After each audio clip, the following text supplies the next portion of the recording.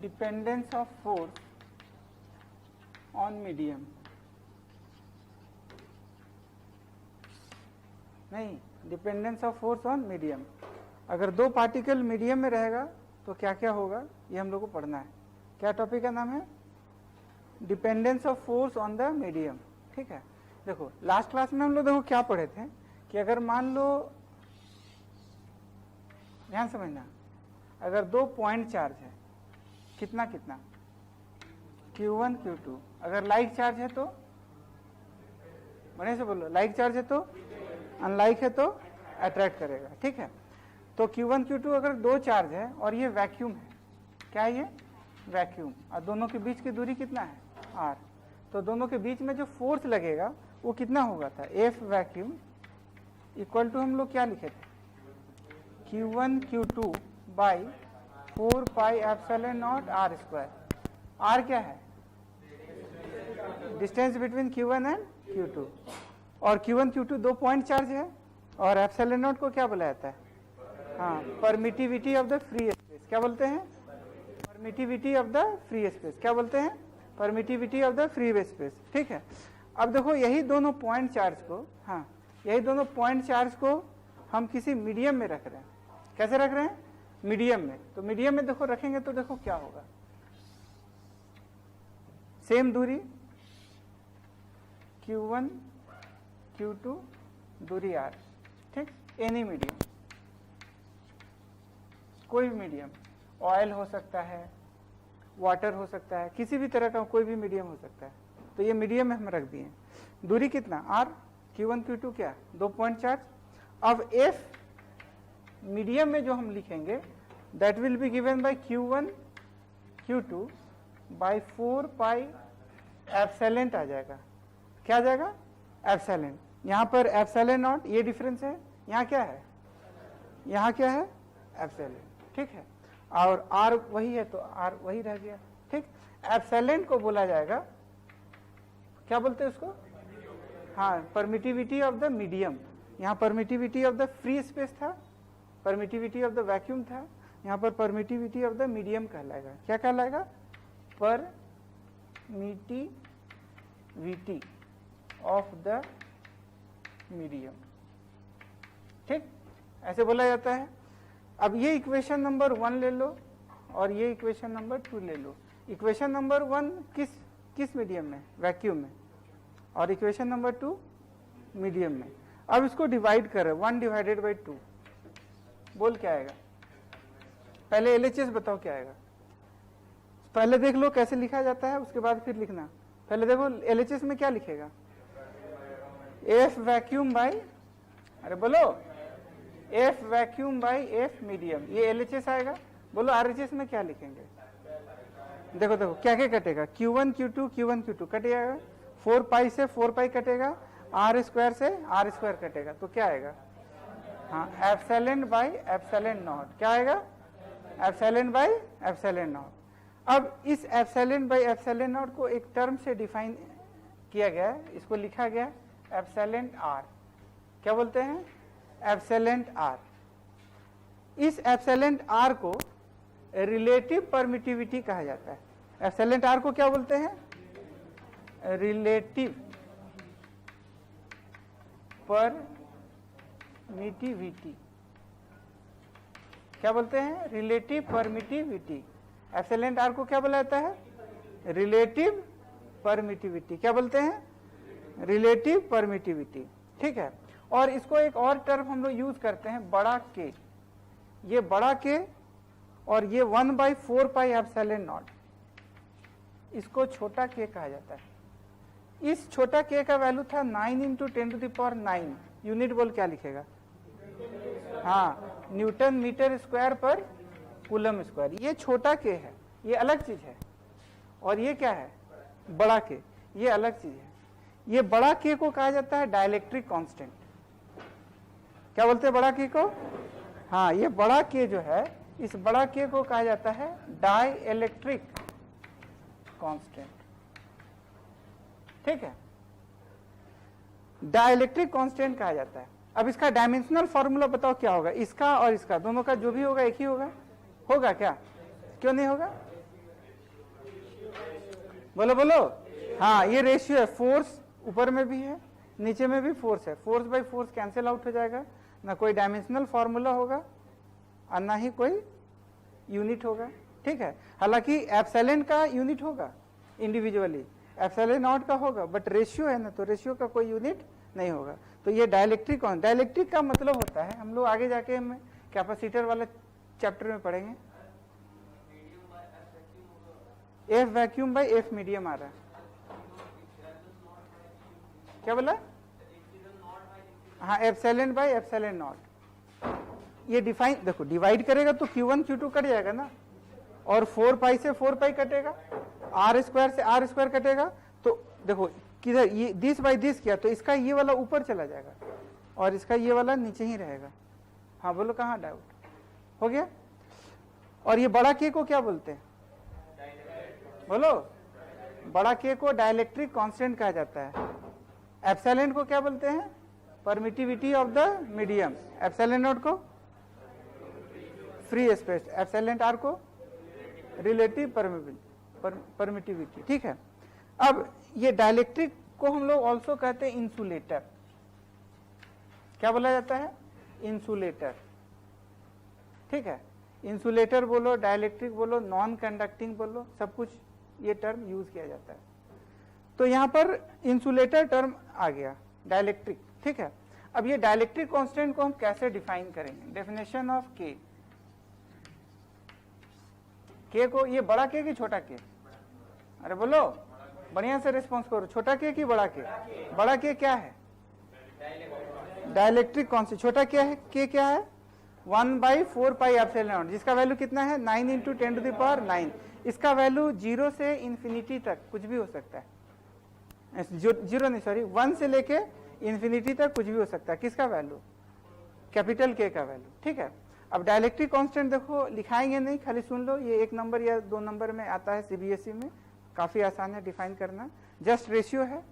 तो देखो कैसे डिफाइन करेंगे, dielectric constant may be defined as the ratio of force of attraction और repulsion between the two charges separated by some distance to the force of attraction or repulsion between the same two charges separated by same distance in any other medium। नहीं चमका क्या हुआ, क्या बोलेंगे, dielectric constant, मेरे साथ बोलो, dielectric constant may be defined as the ratio of force of attraction और repulsion between the 2 point charges separated by some distance in a vacuum to the force of attraction or repulsion between the same two charges separated by same distance in any other medium। लिख लेगा अपनी भाषाओं में, ठीक है, अपनी भाषाओं में लिख लेना। तो डेफिनेशन ऑफ के ये ऐसे डिफाइन किया गया। अब इसका जो रेंज है, रेंज ऑफ के का वैल्यू प्रैक्टिकली देखो कहां से कहां ऑब्जर्व किया गया प्रैक्टिकली, तो के का वैल्यू इंफिनिटी से कम और 1 से ज्यादा, ठीक है।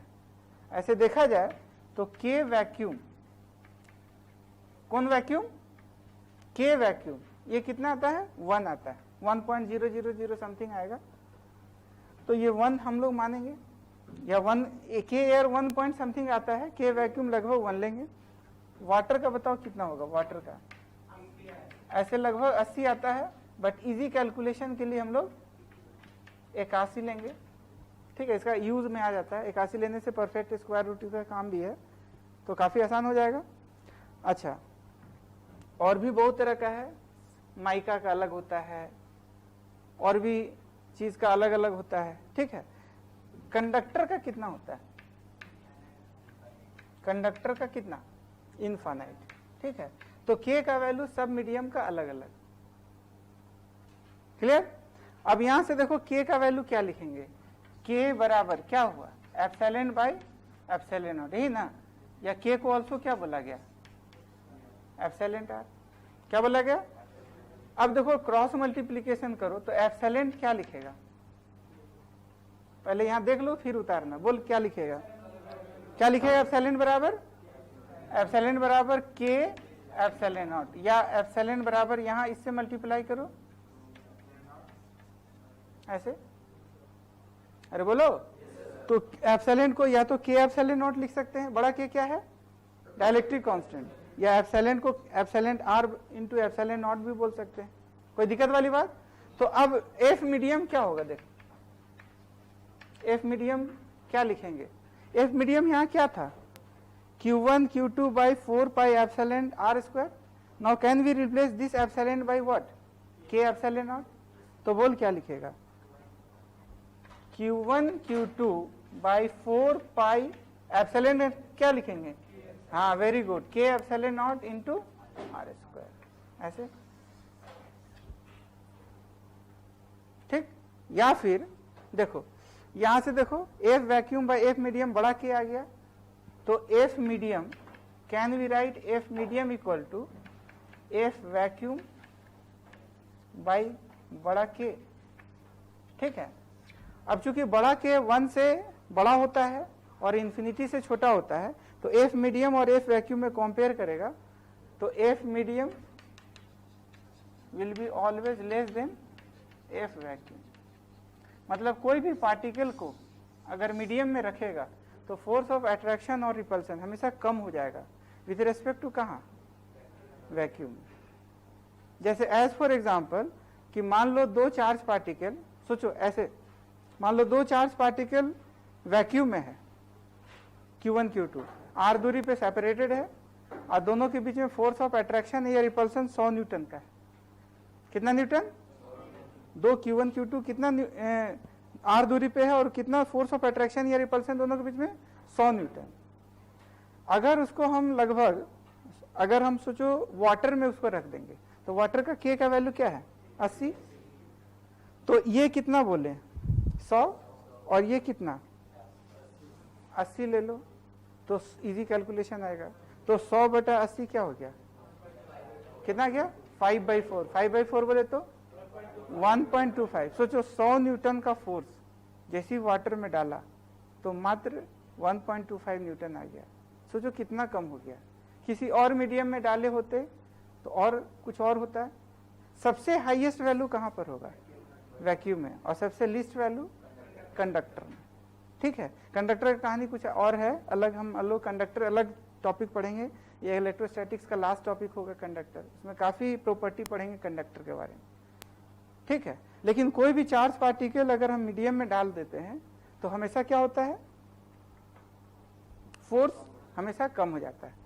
अब इसका रीजन क्या है, देखो इसका ऐसे तो डिटेल में हम कैपेसिटर वाला चैप्टर में पढ़ाएंगे, बट थोड़ा सा फीलिंग लाने के लिए, ताकि अभी बार बार मीडियम डलाएगा तो कुछ अंदर से फील आना चाहिए कि भाई क्या हो रहा है, ठीक है। तो खाली इंट्रोडक्शन के लिए हम बता रहे हैं कि देखो ये जो मीडियम रखते हैं ना, मीडियम डालने से क्या क्या होता है, क्यों फोर्स का वैल्यू चेंज हो जाता है, ये हम बता रहे हैं, ठीक है। इसका मेन रीजन है पोलराइजेशन। केमिस्ट्री में है क्या पोलराइजेशन, पोलराइजेशन क्या होता है, हाँ टॉपिक है।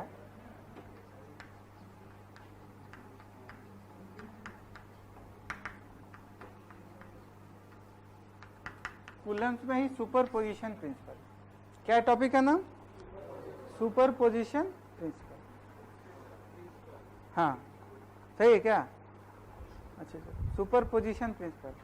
देखो सुपरपोजिशन प्रिंसिपल देखो क्या हुआ, ये भी बिल्कुल एक्सपेरिमेंटली देखा गया, ठीक है।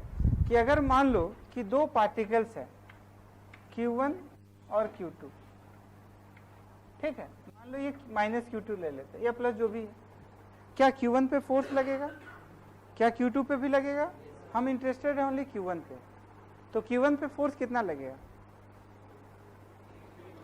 बोलो बोलो। अगर मान लो दूरी है R12, दूरी कितना, तो फोर्स कितना लगेगा, हाँ K Q1 Q2 by 4 pi epsilon naught, या K लिखे तो 4 पाई नहीं लिखेंगे, तो 1/4 इतना R12 का स्क्वायर, क्लियर। देखो एक्सपेरिमेंटली क्या ऑब्जर्व किया गया कि अगर -Q2 है तो Q1 पे फोर्स लगेगा। अब Q3 मान लो, ये भी माइनस ले लेते हैं इजी कैलकुलेशन के लिए। अब ये देखो देखा गया कि अगर हम बगल में -Q3 रख देंगे तो ये दोनों के बीच में जो फोर्स है Q1 पे, जो -Q2 की वजह से पहले से जो फोर्स लग रहा था वही वाला फोर्स अभी भी रहेगा। ये दोनों के बीच में जो भी फोर्स है उतना ही फोर्स अभी भी बना हुआ रहेगा, ये चेंज होगा नहीं। लेकिन नेट फोर्स चेंज हो जाएगा। अब ये इसके ऊपर इसके वजह से भी फोर्स लगेगा, तो ये दोनों के बीच का इंडिविजुअल फोर्स और ये दोनों के बीच का इंडिविजुअल फोर्स, दोनों इंडिविजुअल फोर्स का वेक्टर एडिशन से जो फोर्स आएगा वही इसके ऊपर का रिजल्टेंट फोर्स होगा। नहीं समझा? अब ये मान लो कि ये इसके ऊपर पहले से लग रहा था, इसके ऊपर इसके वजह से, मतलब इसके ऊपर इसके वजह से सपोज 4 न्यूटन लग रहा था। अब इसके जीवन में क्या आ गया? -Q3, बगल में -Q3 रख देंगे, तभी भी ये इसके ऊपर इसके वजह से 4 न्यूटन ही होगा। मान लो ये यहाँ से यहाँ 6 न्यूटन लग रहा है अब इसके चलते, ठीक, तो 6 न्यूटन अलग, 4 न्यूटन अलग, और फिर दोनों 4 और 6 का जो वेक्टर वही हमारा क्या होगा? आंसर होगा। क्लियर? अब मान लो हम +Q4 ले लेते हैं। अब ये +Q4 के वजह से, अब +Q4 हम रख दिए, अब ये दोनों के इसके ऊपर इसके चलते कितना फोर्स लग रहा था? 4 न्यूटन। अभी भी इसके ऊपर इसके चलते 4 न्यूटन का ही फोर्स लगेगा। इसके ऊपर इसके चलते कितना लग रहा था? 6 न्यूटन। अभी भी 6 न्यूटन ही रहेगा।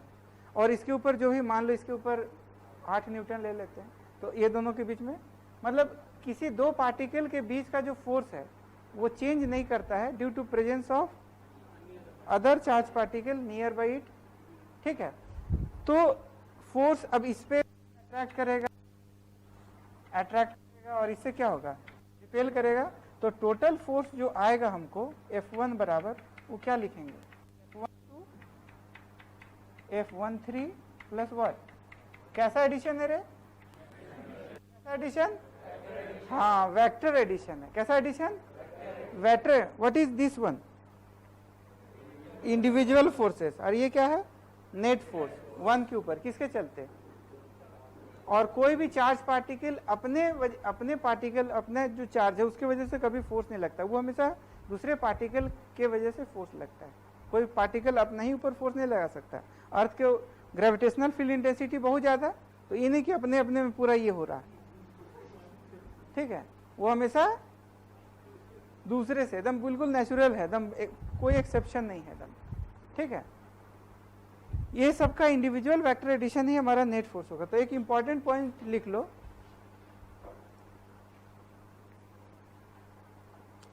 फोर्स ऑफ अट्रैक्शन और repulsion between the two charge particle, force of attraction or repulsion between the two charge particle does not depend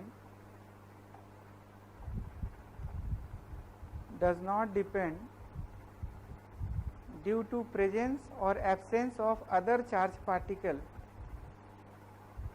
does not depend due to presence or absence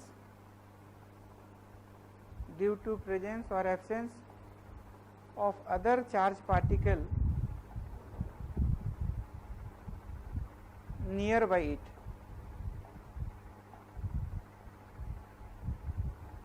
निजम का क्या हुआ? मतलब हाँ, मतलब ये दो पार्टिकल के बीच में जितना भी पहले से फोर्स है वही फोर्स रहेगा, सिर्फ चेंज क्या होगा? Net force.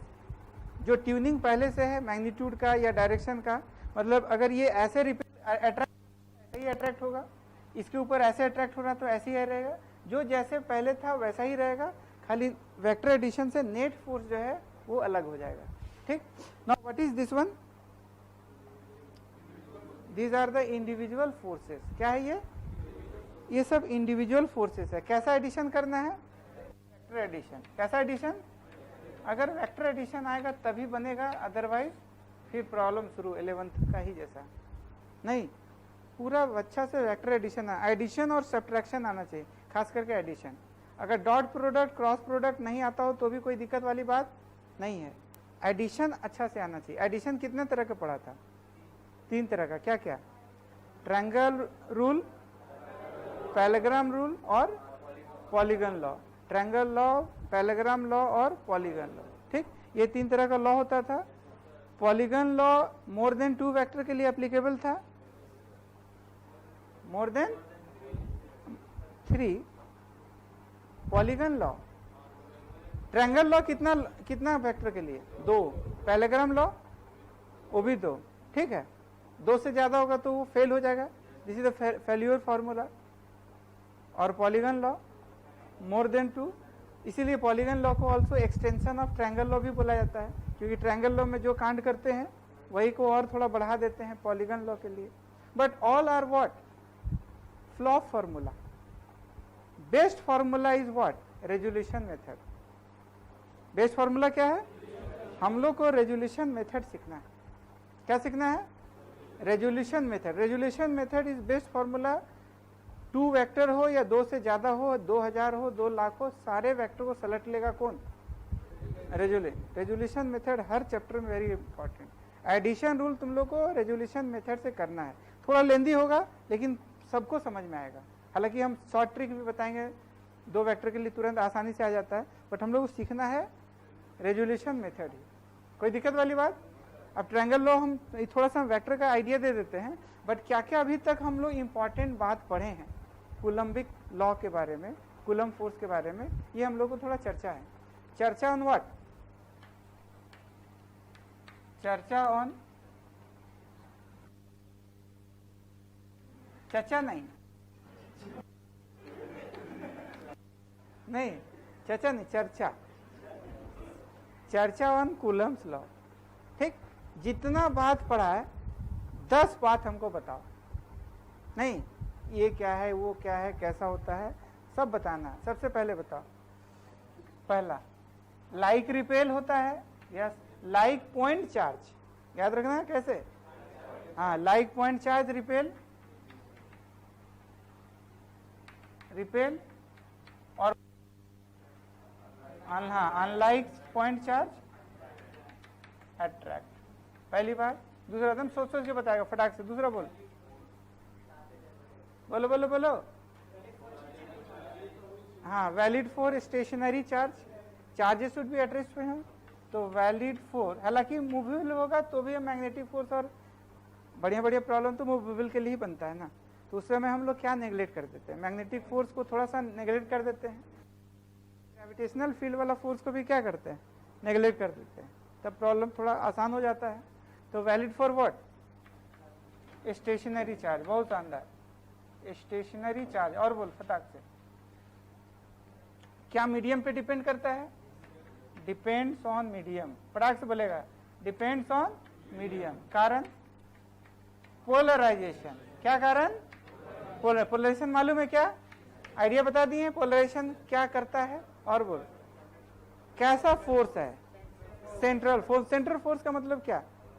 हाँ, the direction of force is always along the line joining the 2 point charges, ठीक है। इसीलिए हम लोग कंजर्वेशन ऑफ एंगुलर मोमेंटम वगैरह बात कंजर्व करा सकते हैं, ठीक है। तो क्या लिखेंगे? हाँ, very good, central force. Central force है भाई साहब। और बोल, बहुत बढ़िया, शानदार। हाँ, इनवर्स स्क्वायर लॉ को फॉलो करता है। क्या करता है? ओबे इनवर्स स्क्वायर लॉ। बहुत शानदार। हाँ, कंजर्वेटिव है, कंजर्वेटिव इन नेचर। कंजर्वेटिव बोले तो व्हाट? कंजर्वेटिव है मतलब हाँ, क्या पाथ पे डिपेंड नहीं करता है। हाँ, फोर्स भाई साहब नहीं बताना। जिस फोर्स के चलते वर्क पाथ डिपेंड नहीं करता है, वो उस किया हुआ वर्क, जिस फोर्स के चलते ऐसा वर्क हुआ है, उस फोर्स को कहते हैं क्या?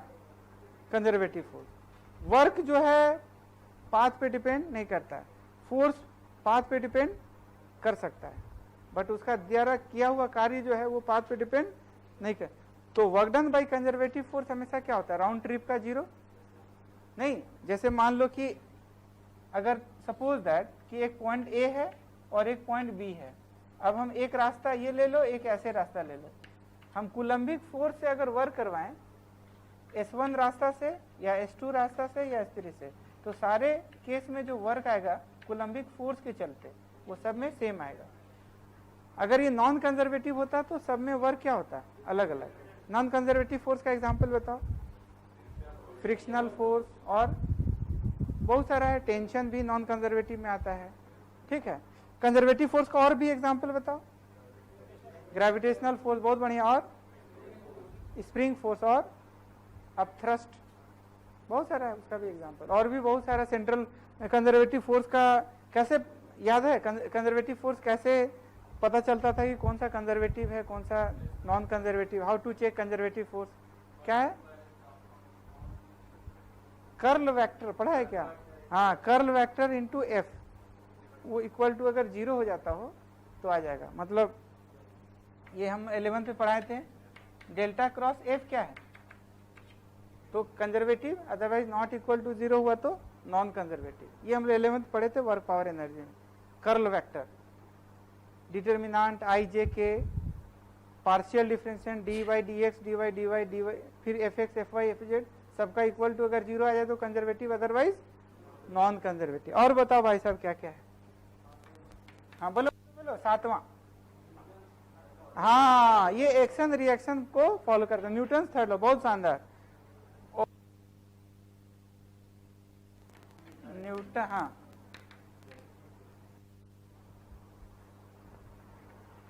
लिखो लिखो,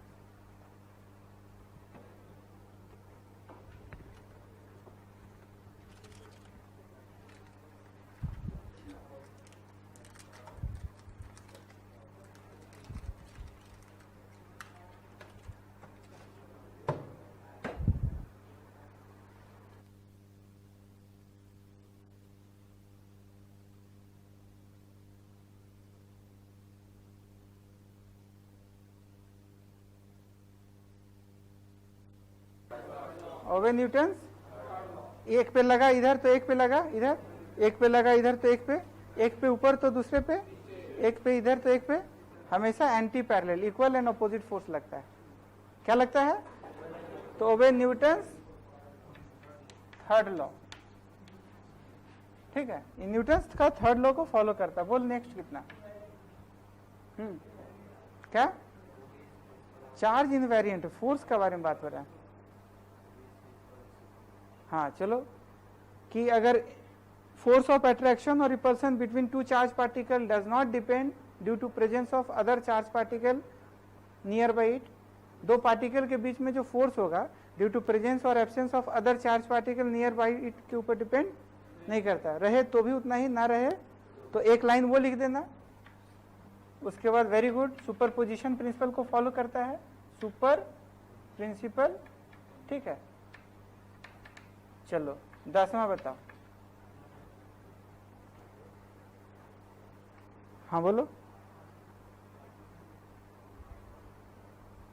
7वां, 8वां, ये तो वही हो गया, force between the two charge particle, अभी जो लिखा है थोड़ा देर पहले, फोर्स ऑफ अट्रैक्शन और repulsion between the two charge particle does not depend due to presence और absence of other charge particle near by it.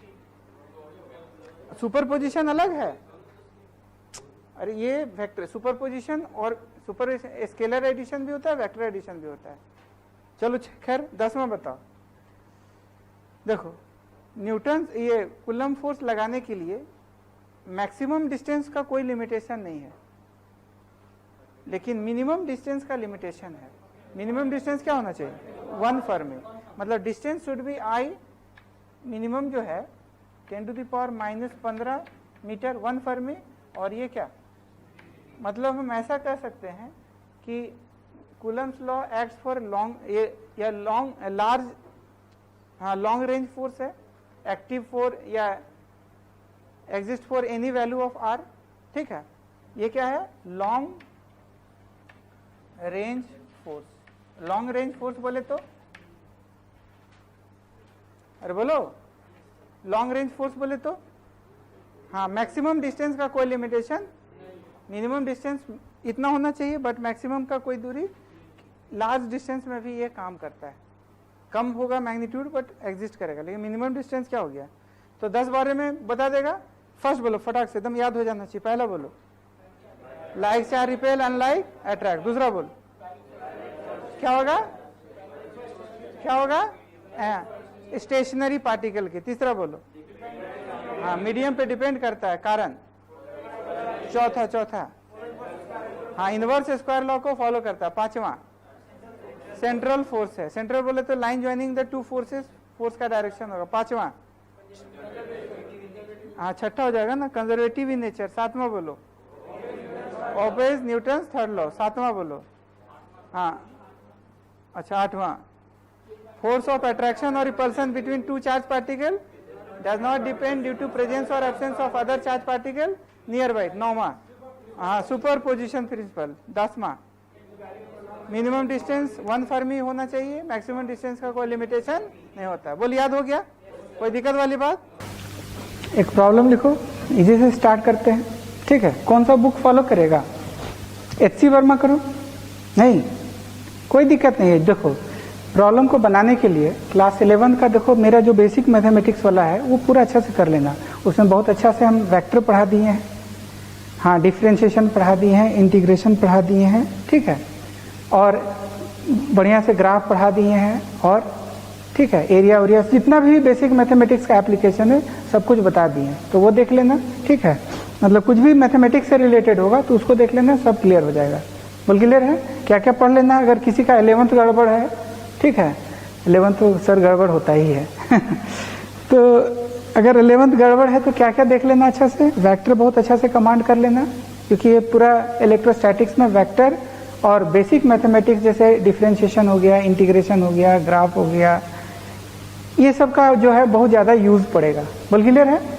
अब देखो क्वेश्चन सबसे पहले बेसिक लेवल से स्टार्ट करते हैं कि देखो दो प्रोटॉन है, ठीक है, प्रोटॉन है प्लस ई, ठीक है, अच्छा और प्रोटॉन का जो चार्ज होता है वो कितना होता है? तो 1.6 इंटू 10⁻⁻19 कूलम, इसको प्लस ई से इंडिकेट करते हैं। और प्रोटॉन का मास कितना होता है? तो प्रोटॉन का मास 1.6 इंटू 10⁻27 kg होता है, ना, ठीक है। तो प्रोटॉन का चार्ज दिया हुआ है, प्रोटॉन का मास दिया हुआ है। क्वेश्चन क्या कहता है कि तुम्हारा F electrostatics by F gravitational force का रेशियो क्या होगा, ये निकालना है। क्या पूछा? Electrostatic force to the gravitational force का रेशियो क्या होगा, ये निकालना है। अब देखो कैसे कैसे पढ़ेंगे, तो याद करो इलेक्ट्रोस्टैटिक फोर्स का जो हम लोग फॉर्मूला लिखे थे वो क्या लिखे थे? तो Q1 Q2 by 4 pi epsilon not क्या r², और Q1 Q2 यहाँ पर क्या है? तो चार्ज ऑफ प्रोटॉन है ना, तो Q1 की जगह भी प्लस ही होगा और Q2 की जगह भी क्या होगा? प्लस ही होगा। तो ये हो जाएगा, और 1/4 पाई एप्सिलॉन नॉट क्या होगा? 9 इंटू 10⁻9, और ये हो जाएगा Q1, तो E² बाई वॉट? r², ही ना होगा। तो इलेक्ट्रोस्टैटिक फोर्स कितना हो गया? अच्छा, ग्रेविटेशनल फोर्स का फॉर्मूला क्या होता है? तो Fg बराबर क्या लिखते हैं? तो एक तो G लिखते हैं, G into what? M1 M2 divided by r²। यहाँ भी ये इनवर्स स्क्वायर लॉ को फॉलो करता है, ये भी इनवर्स स्क्वायर लॉ को फॉलो करता है, और ये भी करता है। अच्छा, क्लास 11th में पढ़ा होगा G का वैल्यू कितना होता है? बोलो बोलो, हाँ, तो 6.67 इंटू 10⁻11 ऐसे। अच्छा, M1 M2 क्या हो जाएगा? Mass of proton. तो प्रोटॉन का मास कितना होता है? तो यहाँ हम चाहेंगे तो ml² लिख दो पहले, डिवाइडेड बाई क्या, या mp का स्क्वायर। mp का स्क्वायर बोले तो मास ऑफ प्रोटॉन का स्क्वायर डिवाइडेड बाई क्या हो जाएगा? r², ठीक है। अब चूंकि हमको क्या पूछा गया? ओनली रेशियो, तो रेशियो क्या होगा? तो Fe बाई Fg सॉल्व करना है। क्या सॉल्व करना है? Fe by Fg। तो Fe बाई Fg क्या होगा? तो Fe की जगह हम लोग लिखेंगे 9 इंटू 10⁻9 इंटू E², ठीक है। E बोले तो 1.6 इंटू 10⁻, कितना? -19 कूलम का स्क्वायर डिवाइडेड बाई क्या? r²। तो ये तो Fe हो गया, that is electrostatic Coulombic force. नीचे में कितना आएगा?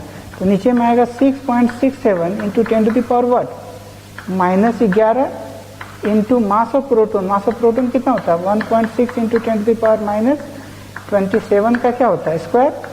अरे बोलो, डिवाइडेड बाई क्या होगा? r²। अब इसी को सॉल्व करना है, तो कैसे कैसे होगा? देखो r² से r² कट जाएगा। अच्छा, 1.6 का स्क्वायर, और यहाँ भी 1.6 का स्क्वायर, वो भी कट गया। अब बचेगा 9, और ये क्या है? 6.67, ठीक है। तो इसको सॉल्व करेंगे तो लगभग ये 1.3 के आसपास में आएगा, बाकी देख लेना, ठीक है। अब इसका वैल्यू देखो कैसे कैसे क्या होगा। तो ये देखो 27 है, 27 का स्क्वायर क्या होता है? 54, -54 हो गया, ऊपर जाएगा तो +54 और 9, तो 54 और 9 क्या हो गया? 63। तो ऊपर वाला याद रखना, 63 हो गया। अब ये क्या होगा? तो ये तुम्हारा हो जाएगा 63 और 63, सॉरी ये 11 भी तो लेंगे ना, तो ये 63 हो गया, 63 11 क्या हो गया 74, तो ऊपर में 74 हो गया, 74 में से माइनस 19 गुना 2 तो 38, तो 74 में से 38 निकालो तो कितना आ जाएगा, हाँ 36 आ जाएगा। तो ये 10⁻36 ये रेशियो हो गया, मतलब Fe बाई Fg का जो वैल्यू आया लगभग में 10⁻36 आया। इसका मतलब हम ये क्या कह सकते हैं, ठीक है, तो रेशियो बहुत बड़ा कि बहुत कम, तो बहुत ज़्यादा बड़ा, इसका मतलब Fe is very very greater than क्या Fg, मतलब इलेक्ट्रोस्टैटिक फोर्स जो है ग्रेविटेशनल फोर्स के रेस्पेक्ट में बहुत ज़्यादा स्ट्रांग है। क्लियर है। अब देखो यहीं से देखो एक और चीज उभर के आया कि अगर न्यूक्लियस का बात कहा जाए, किसका बात किया जाए, न्यूक्लियस का। अब बताओ न्यूक्लियस में क्या क्या होता है, तो न्यूक्लियस के अंदर होता है प्रोटॉन्स और न्यूट्रॉन। तो न्यूट्रॉन तो विदाउट चार्ज है और प्रोटॉन क्या है, पॉजिटिवली चार्ज, ठीक है। तो न्यूट्रॉन पे तो कोई फोर्स लगेगा ही नहीं, कूलम के हिसाब से न्यूट्रॉन पे कोई फोर्स नहीं लगेगा। अब प्रोटॉन चूंकि कैसा चार्ज है, पॉजिटिवली चार्ज है, तो प्लस प्लस क्या होगा, रिपेल करेगा। तो अगर रिपल्शन होगा तो न्यूक्लियस का तो एग्जिस्टेंस होना ही नहीं चाहिए था, क्योंकि जो भी उसके अंदर आइटम है, न्यूक्लियस के अंदर जो भी आइटम है वो क्या है, प्लस प्लस प्लस प्लस है, और न्यूट्रॉन्स भी है, तो न्यूट्रॉन के ऊपर तो कोई फोर्स लगेगा ही नहीं, और प्रोटॉन पॉजिटिवली चार्ज है तो रिपेल करेगा, तो एग्जिस्टेंस तो होना ही नहीं चाहिए था ना, there should be no existence, ठीक है। अच्छा ग्रेविटेशनल फोर्स अगर देखा जाए तो देखो प्लस प्लस तो रिपल्सिव वाला हो गया, कूलम्बिक वाला, और ग्रेविटेशनल फोर्स का देखो हाल है क्या, ग्रेविटेशनल फोर्स तो बहुत छोटा है ना।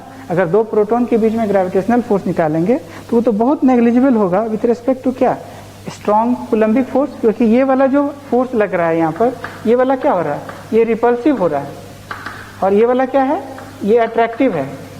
तो हम लोग क्या देख रहे हैं कि repulsive force is very very much greater than what, attractive force. तो ये स्टेबिलिटी तो एक्सप्लेन कर ही नहीं सकता है, it can not explain the stability of the nucleus, ठीक। तो बाद में देखो क्या है, एक न्यूक्लियर फोर्स का स्टेबिलिटी को ये करने के लिए, हाँ फोर्थ जो है, 4 टाइप का फंडामेंटल फोर्स पढ़े थे, क्या क्या 4 टाइप का, पहला पढ़े थे क्या, हाँ एक हम लोग पढ़े थे इलेक्ट्रोमैग्नेटिक फोर्स, एक ग्रेविटेशनल फोर्स, एक वीक फोर्स, और एक क्या है न्यूक्लियर फोर्स। ये न्यूक्लियर फोर्स ही एक्सप्लेन कर सकता है स्टेबिलिटी, क्योंकि वीक फोर्स बहुत कम मतलब ये दूसरा तरह का होता है, ग्रेविटेशनल फोर्स बहुत वीकेस्ट फोर्स है, ये सबसे ज्यादा छोटा होता है। अच्छा इलेक्ट्रोस्टैटिक फोर्स का हाल देख ही रहा है, ग्रेविटेशनल के रेस्पेक्ट में बहुत ज्यादा बड़ा है, और वीक फोर्स एक्सप्लेन करेगा नहीं क्योंकि वो बीटा डीके में एग्जिस्ट करता है। तो एक ही मात्र फोर्स जो है वो एक्सप्लेन करेगा, और जो क्या है न्यूक्लियर फोर्स है। तो न्यूक्लियर फोर्स ही यहाँ पर स्टेबिलिटी जो है एक्सप्लेन कर सकता है। तो देखो थोड़ा सा इसमें कुछ पॉइंट्स बता देते हैं, ठीक है, तो ये ज्यादा अच्छा रहेगा। तो न्यूक्लियर फोर्स और कूलम्बिक इलेक्ट्रोस्टैटिक फोर्स को अगर कंपेयर किया जाए तो देखो कुछ पॉइंट्स देखो क्या क्या है। इधर हम कूलम फोर्स वाला लिखते हैं, कूलम फोर्स, और इधर हम न्यूक्लियर फोर्स लिखते हैं। एक तो सबसे पहले देखो क्या है कि इसका ग्राफ जो है ये इनवर्स स्क्वायर लॉ को फॉलो करता है, इधर एफ है इधर आर है, तो इसका ग्राफ ऐसे हो रहा है, ठीक है। ये कैसा रूल को फॉलो कर रहा है, इनवर्स स्क्वायर लॉ। और जबकि ये वाला जो ग्राफ इसका बनता है, इसका ग्राफ देखा गया, ये मतलब बहुत ज्यादा डिटेल में नहीं पढ़ना, अभी मॉडर्न फिजिक्स में थोड़ा पढ़ना है, बट थोड़ा सा फील आने के लिए कि क्या क्या है इससे रिलेटेड, ये हम बता दे रहे हैं। तो ये इसका जो ग्राफ बनता है ये लगभग इस टाइप का ग्राफ होता है, मतलब ये 0.5 फर्मी, और ये तुम्हारा लगभग 5 फर्मी के आसपास ले लो, 5 6 7 ऐसे करके होता है, ठीक है। 1 फर्मी बराबर कितना, तो 1 फर्मी इक्वल टू होता है 10⁻⁻15 मीटर, ऐसे, ठीक है। तो देखो ये वाला जो है ये हमेशा देखो ये दोनों के बीच में क्या है कि ये इनवर्स स्क्वायर लॉ को फॉलो कर रहा है, जबकि ये इनवर्स स्क्वायर लॉ को फॉलो नहीं कर रहा है। इसका अगर देखा जाए तो एक ही टाइप का फोर्स है, या तो रिपेल करेगा नहीं तो अट्रैक्ट करेगा। और इसमें देखो क्या है कि डिस्टेंस पर ये अट्रैक्शन और रिपल्सन निर्भर करता है।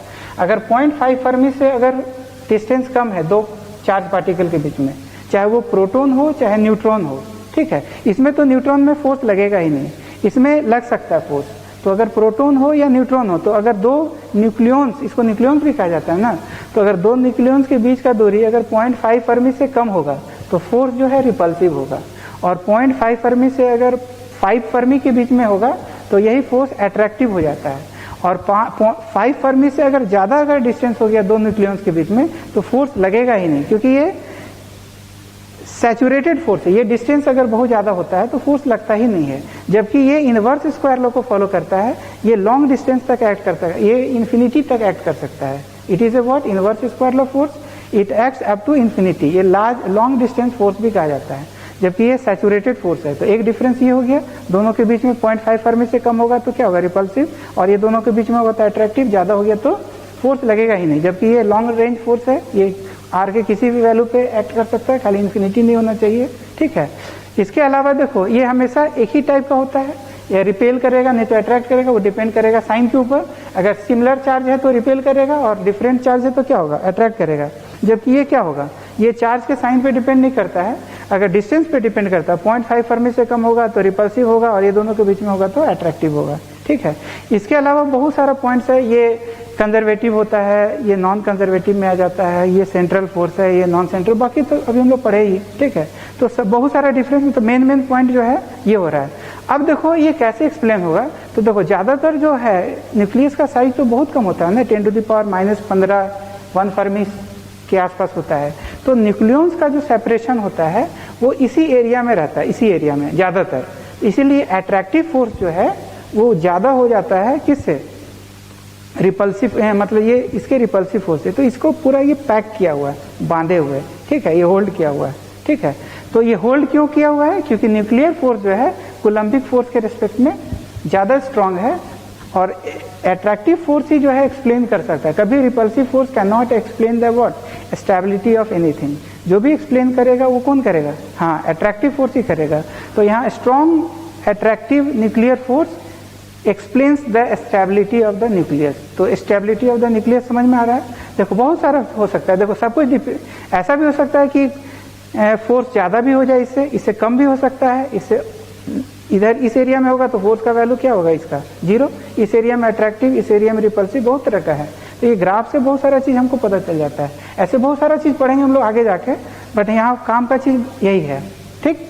अब देखो यहाँ पर एक क्वेश्चन एराइज होता है, देखो इसका एक फॉर्मूला है कूलम्बिक वाला, ये फॉर्मूला क्या है, इलेक्ट्रोस्टैटिक्स का फॉर्मूला होता है 1/4πε0, और दो प्रोटॉन के बीच में करेंगे तो E²/r², जबकि इसका कोई फॉर्मूला नहीं है, इसका कोई फिक्स्ड फॉर्मूला नहीं है। लेते समझने के लिए alpha E minus beta R divided by क्या, r²। R क्या है, तो दोनों केस में R जो है डिस्टेंस बिटवीन टू न्यूक्लियन है। अच्छा इस क्वेश्चन में E जो है वो E का वैल्यू, ये चार्ज ऑफ प्रोटॉन है 1.6 × 10⁻⁻19 कूलम इसका वैल्यू है, जबकि ये E यहाँ पर चार्ज ऑफ प्रोटॉन नहीं है, इसको चार्ज से कोई लेना देना नहीं है, इसको ये इंडिपेंडेंट ऑफ चार्ज होता है। ये है ना लॉगरिथमिक फंक्शन और एक्सपोनेंशियल फंक्शन होता है ना, वही है। तो E का वैल्यू 2.71 होता है, बट इजी कैलकुलेशन के लिए हम लोग 2.7 लेंगे, ठीक है। तो हम एक प्रॉब्लम ही बता रहे हैं कि मान लो न्यूक्लियर फोर्स का वैल्यू ये है, इलेक्ट्रोस्टैटिक फोर्स ये हो गया, ठीक, ये समझ में आ गया। तो इलेक्ट्रोस्टैटिक फोर्स का ये फॉर्मूला हो गया, न्यूक्लियर फोर्स का ये कुछ भी फॉर्मूला, इसका कोई माय बाप नहीं है, ठीक है। अब क्वेश्चन में क्या है कि क्वेश्चन में दिया हुआ है कि पहला क्वेश्चन है यही वाला ये से कि न्यूक्लियर फोर्स का जो फॉर्मूला दिया हुआ है Fn बराबर alpha e⁻ beta r by what, r²। पहला क्वेश्चन है find the dimensional formula of, या फाइंड SI यूनिट ऑफ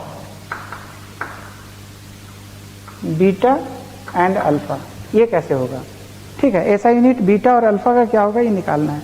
तो देखो पहला वाला देखो, ये E क्या है, एक्सपोनेंशियल फंक्शन। एक्सपोनेंशियल फंक्शन क्या होता है, विदाउट यूनिट, कोई नए डायमेंशनल फॉर्मूला होता है और ना उसका SI यूनिट होता है। तो हम ऐसे लिख सकते हैं कि बीटा आर कोई यूनिट नहीं है, no dimensional formula, no unit या नो डायमेंशन, तो यहाँ से बीटा का वैल्यू आ जाएगा, तो no unit by R, R तो यहाँ डिस्टेंस है ना, व्हाट इज आर, तो R is here what, distance between two nucleon, वो प्रोटॉन्स भी हो सकता है और न्यूक्लियन भी हो सकता है। तो आर का वैल्यू पुट करेंगे तो ये इधर जाएगा, तो ये मीटर का पावर क्या आ जाएगा, -1 समथिंग डिवाइडेड बाई मीटर, तो ऊपर जाएगा तो क्या होगा, मीटर का पावर -1। तो इससे ये निकल गया। दूसरा क्वेश्चन क्या है कि दूसरा क्वेश्चन जो है वो अल्फा निकालना है। तो देखो ये वाला विदाउट यूनिट हो गया, अब अल्फा का यूनिट क्या होगा, तो इसका तो न्यूटन होता है और r² क्या है, डिस्टेंस है, तो बोल अल्फा का डायरेक्ट क्या होगा, तो अल्फा का यूनिट हो जाएगा तुम्हारा देखो न्यूटन मीटर स्क्वायर, ठीक है। तो बीटा का यूनिट पर मीटर हो गया और अल्फा का वैल्यू न्यूटन मीटर स्क्वायर हो गया। तो ये तुम्हारा पहला क्वेश्चन है। दूसरा क्वेश्चन देखो क्या बोला गया, दूसरा क्वेश्चन बोला गया कि अगर R का वैल्यू 4 फर्मी पे न्यूक्लियर फोर्स का जो वैल्यू है मैग्नीट्यूड में, संयोग से, ऐसा खुदा ना खास्ता संयोग से न्यूक्लियर फोर्स जो है कूलम्बिक इलेक्ट्रोस्टैटिक फोर्स के बराबर है, तो क्वेश्चन है कि फिर अल्फा का वैल्यू क्या होगा ये बताइए, फाइंड अल्फा, यही क्वेश्चन पूछा है। ठीक, और इस केस में बीटा का वैल्यू दिया हुआ है, बीटा का वैल्यू 0.5 और यूनिट क्या होगा, तो फर्मी का पावर सॉरी मीटर का पावर -1 है ना, तो पॉइंट, तो इसका मतलब डिवाइडेड बाय मीटर टाइप का होगा, या इसको हम लोग 1 बाय मीटर भी कर सकते हैं। तो ये 0.5 बाय इजी कैलकुलेशन के लिए मान लो ये इसका, ठीक है, और 1 फर्मी बराबर कितना होता है, तो 10⁻⁻15 मीटर होता है। तो ये ऐसे दिया हुआ है। क्वेश्चन क्या है, अल्फा का वैल्यू क्या होगा निकालना है। तो देखो कुछ करना नहीं है,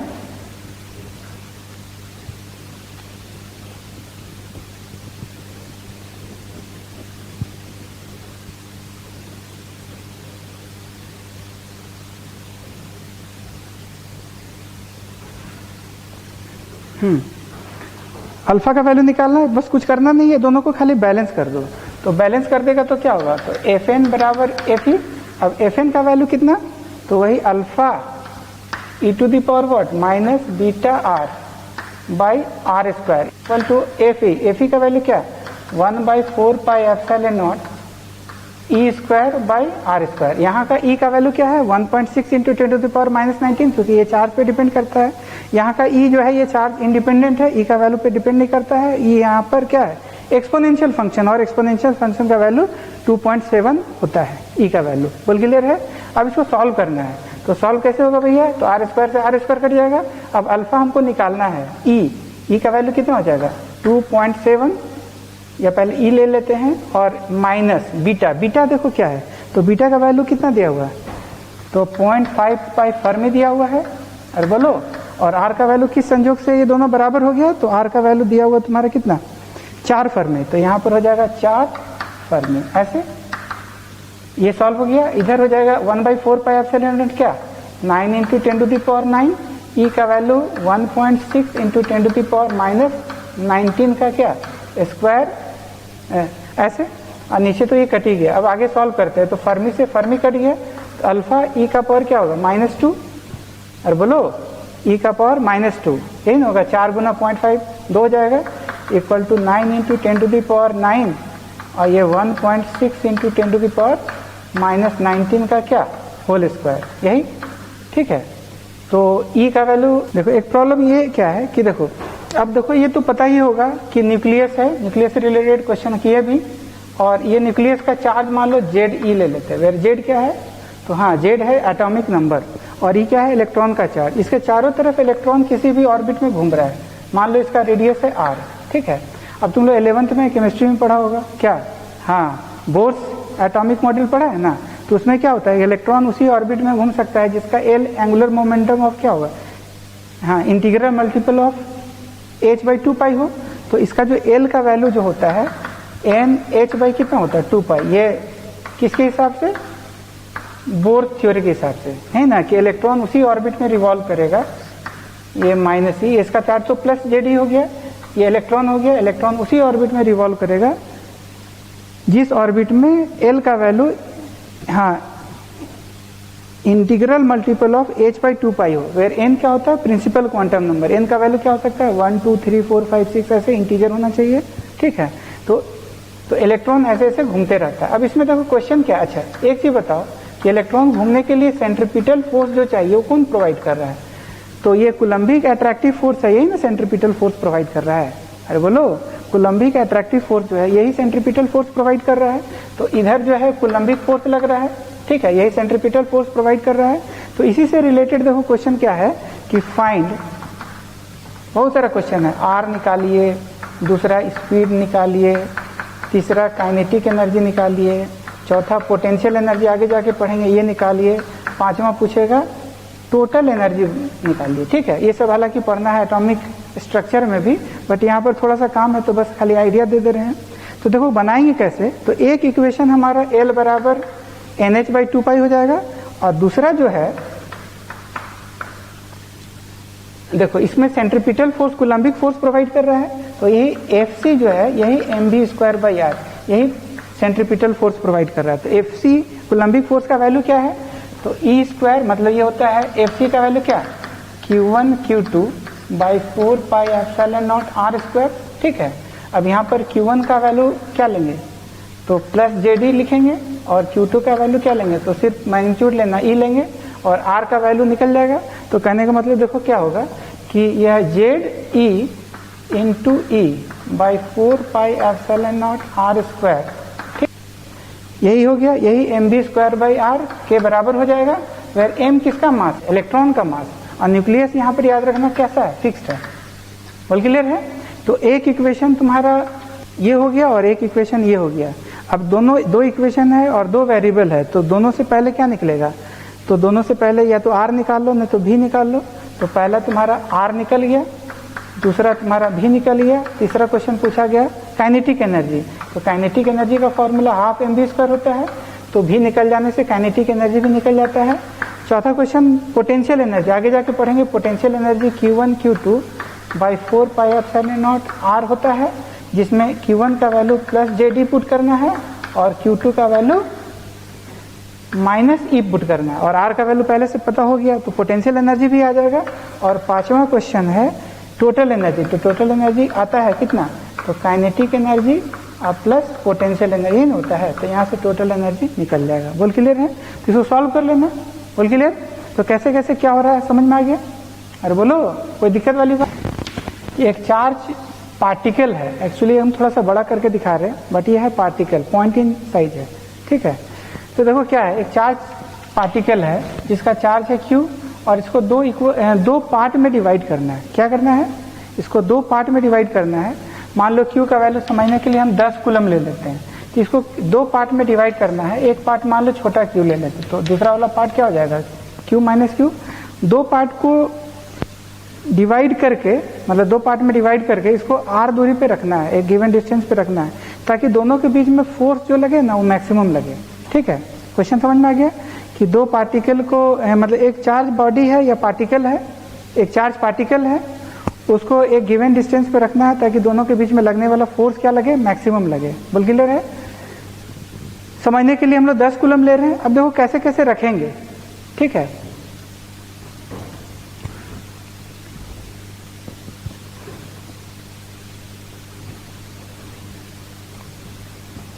देखो एक प्रॉब्लम करा रहे हैं, फिर से देखो एक प्रॉब्लम करा रहे हैं। क्वेश्चन क्या है कि एक चार्ज पार्टिकल है, बॉडी नहीं है, क्या है, पार्टिकल है। तो मान लो चार्ज पार्टिकल ले लेते हैं, इसको दिखाने के लिए हम बड़ा किए हैं, इसका चार्ज है Q। अब इसको दो पार्ट में डिवाइड करना है। एक पार्ट मान लो छोटा Q ले लेते हैं, तो दूसरा पार्ट क्या होगा, ऐसे। अब ये दो पार्ट को अलग अलग r की दूरी पे रखेंगे। तो क्वेश्चन क्या है कि किस तरह से हम डिवाइड करेंगे दोनों को, ताकि दोनों के बीच में लगने वाला जो फोर्स लगे वो क्या हो, मैक्सिमम हो। नहीं, दोनों के बीच में लगने वाला फोर्स क्या हो, मैक्सिमम हो, यही हमको निकालना है। समझने के लिए मान लो Q का वैल्यू हम 10 कूलम ले लेते हैं, तो 10 कूलम एक टोटल चार्ज है, ठीक है। इसको r दूरी पे रखना है, 2 मीटर 4 मीटर पे रखना है।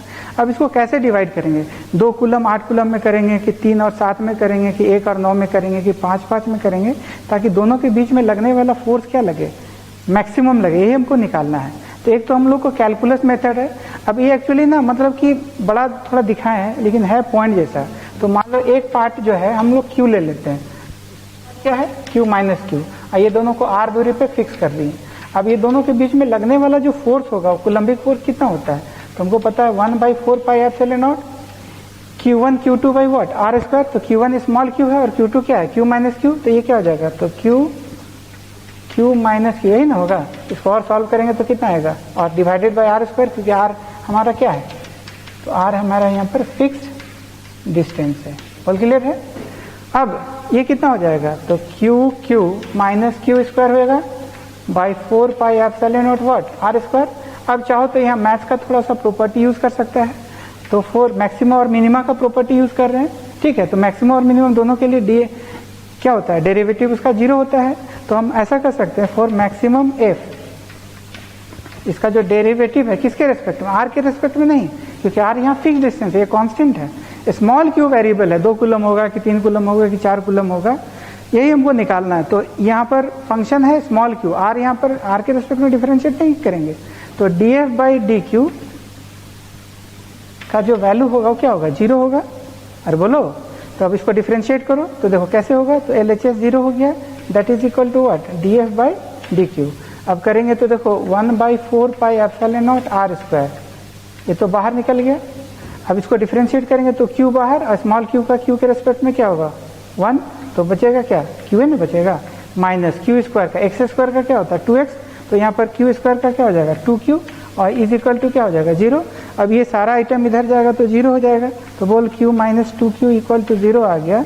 इसका मतलब q का वैल्यू कितना आ गया, q/2। अरे बोलो, तो q का वैल्यू q/2 आ गया। बोल क्लियर है। तो ये अगर आधा आधा डिवाइड करेंगे तो फोर्स का जो वैल्यू होगा वो मैक्सिमम होगा। बोल क्लियर है। अच्छा, फिर मैक्सिमम फोर्स अगर निकालना होगा तो कितना होगा, तो मैक्सिमम फोर्स निकालना होगा तो यही q के जगह हम कहाँ पुट कर देंगे, यहाँ पुट कर देंगे। तो बोल कितना आएगा, तो q/2 into q square by 2 हो जाएगा और माइनस q स्क्वायर बाई 4 हो जाएगा। तो q स्क्वायर बाई 2 तो ये q स्क्वायर बाई 4 होगा ना, वो 4 और ये 4 कितना हो जाएगा 16। तो हम लोग ऐसा लिख सकते हैं, तो ये आ जाएगा तुम्हारा मैक्सिमम फोर्स अगर निकालने की बात हो तो 16 पाई एप्सिलॉन नॉट क्या होगा आर स्क्वायर। तो अगर मैक्सिमम फोर्स दोनों के बीच में आर दूरी पे क्या होगा, ये भी निकल गया। अरे बोलो, कोई दिक्कत वाली बात, ठीक है। तो आधा आधा डिवाइड करेंगे। अब इसको फील लाने के लिए हम तो देखो फील करवा लें, नहीं, क्योंकि मैथमेटिक्स अलग चीज़ है और फीलिंग आना अलग चीज़ है। तो देखो फील कैसे आएगा, देखो चूंकि अब ये सुपरपोजिशन प्रिंसिपल को फॉलो करता है ना, तो हम इसको ना डिवाइड कर करके एज्यूम कर मतलब पढ़ेंगे। तो 10 कूलम को हम इस टाइप का मान लेंगे, 1 कूलम ऐसे करके, देखो 3 4 1 5 5 3 8 9 10 ऐसे हो गया। ये टोटल 10 कूलम चार्ज है। अब इसको आर दूरी पे रखेंगे, ठीक है, और एक ही लाइन पे रखेंगे, एक ही जगह। तो हम लोग देखो पहला केस में क्या किए कि 1 कूलम ये वाला ले लिए ऐसे, और बाकी जो 9 कूलम है वो क्या कर दिए, यहाँ ले लिए। अब यहाँ 9 कूलम मतलब एक्चुअली ऐसे ऐसे करके नॉट हुआ है, बोल क्लियर है, 5 4 ऐसे ऐसे करके 9 कूलम है। अब इसी एक ही लाइन पे सबको रख दिए, मतलब 1 कूलम यहाँ रख दिए, एक और 9 कूलम एक ही जगह रख दिए। अब ये चूंकि सुपरपोजिशन प्रिंसिपल को फॉलो कर रहा है, ठीक है। तो अब देखो समझने के लिए मान लो कि आर का वैल्यू कुछ भी ले लेते हैं, ठीक है। अब 1 कूलम आर की दूरी पे दूसरे 1 कूलम से मान लो समझने के लिए 1 न्यूटन का फोर्स लगा रहा है, समझने के लिए ले रहा है, ऐसा नहीं कि ये है, समझने के लिए ले रहे हैं कि आर का वैल्यू पे, आर का वैल्यू 2 मीटर 10 मीटर कुछ भी ले लो समझने के लिए, कि 1 कूलम के ऊपर दूसरा 1 कूलम जो फोर्स लगा रहा है 1 न्यूटन लगा रहा है। अब ये चूंकि सुपरपोजिशन प्रिंसिपल को फॉलो करता है, तो देखो अगर 9 को है ना, तो इस 1 कूलम के ऊपर इसके चलते क्या होगा, तो 1 न्यूटन इधर और उसका डायरेक्शन इधर, चूंकि ये भी प्लस है और ये भी प्लस है, ठीक है, एक ही चार्ज को डिवाइड किए थे ना, तो सिमिलर हो ही जाएगा। तो ये भी प्लस है, ये भी प्लस है, तो इस 1 के ऊपर इसके 1 के वजह से इधर होगा, फिर इसके ऊपर भी इधर ही लगेगा, क्योंकि सुपरपोजिशन प्रिंसिपल को फॉलो कर रहा है, तो वो भी फोर्स जुड़ जाएगा। तो 1 न्यूटन 1 न्यूटन 1 न्यूटन ऐसे ऐसे करते जाएंगे, तो 9 है तो 9 न्यूटन टोटल लगेगा। हाँ, हर 1 न्यूटन लगेगा सबसे, तो एक एक करके चूंकि सब सुपरपोजिशन प्रिंसिपल को फॉलो कर रहा है, तो क्या होगा, सब एक एक करके जो है ऐड हो जाएगा, तो 9 न्यूटन लगेगा। और इसके ऊपर भी कितना लगेगा, 9 ही न्यूटन लगेगा, because for every action there is equal and opposite reaction. तो अगर 1 कूलम और 9 कूलम डिवाइड करेंगे तो इस टाइप का लग रहा है। अच्छा, अब मान लो कि यहाँ 2 चार्ज रख देते हैं, तो 2 कूलम और यहाँ तक 2 अगर यहाँ निकालेंगे तो यहाँ क्या बचा 8। अब इस 1 के ऊपर इस 8 के चलते 8 न्यूटन इधर होगा, और फिर एक और 1 न्यूटन 1 कूलम के ऊपर इस 8 कूलम के चलते फिर क्या होगा, इधर ही होगा। अरे बोलो, नहीं समझ में आया, इसलिए यहाँ 2 है ना, 1 2 और यहाँ क्या 8 है, 1 2 3 4 4 5 6 7 8। तो देखो पहला 1 न्यूटन के ऊपर, पहला 1 कूलम के ऊपर इस 8 के चलते, इसके चलते 1, इसके चलते 1, इसके चलते 1, तो क्या 8 वो है और ये 1 कूलम है, तो 8 न्यूटन लगा, और फिर इसके ऊपर भी बाकी सबके चलते 8 लगे, तो 8 8 कितना हो जाएगा 16, ये 16 हो गया, और इधरों भी इसके ऊपर क्या होगा 16। अरे बोलो, उसी तरह अब बताओ, अब तो समझ में आ गया होगा, 3 कूलम है, 7 कूलम है, तो 1 कूलम के ऊपर 7 के चलते क्या होगा, तो 7 न्यूटन, एक एक करके 7, और फिर 3 कूलम है, तो 3 7 21, तो 21 न्यूटन ये हो गया। फिर बोल 4 कूलम, तो यहाँ क्या हो जाएगा, हाँ 6 कूलम, तो 1 कूलम के ऊपर 6 के चलते 6 और 4 गो है, तो 6 चक 24 न्यूटन, और इसके ऊपर भी 24 न्यूटन। अब हम आ जाओ बराबर बराबर, 5 कूलम 5 कूलम, अब बताओ क्या होगा, तो 5 कूलम ये है, 5 कूलम ये है, तो 1 कूलम के ऊपर इस 5 कूलम के चलते क्या होगा, तो 5 न्यूटन लगेगा एक एक एक करके, और 5 वो है तो ये हो जाएगा कितना 25 न्यूटन, और इधर क्या हो जाएगा 25। तो देख रहा है सबसे ज्यादा फोर्स कब है, तो 25 सबसे ज्यादा फोर्स हो गया, और समझने के लिए 9 लिस्ट हो गया।